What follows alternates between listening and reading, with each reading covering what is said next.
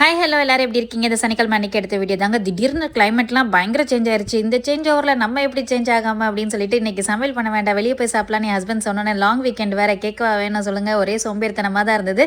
அதுக்கு தகுந்தப்பில் கிளைமேட்டும் பயங்கர டல்லாக இருந்துச்சு. சரி நாங்கள் டக்குன்னு கிளம்பி ஃபன் பீட்சா கிச்சன் தாங்க வந்திருக்கோம். இந்தியன் ஃப்ளேவரும் சாப்பிடணும், ஆனால் பீட்சாவும் சாப்பிடணும் அப்படின்னு தோணுதுனால இங்கே வந்தாச்சு.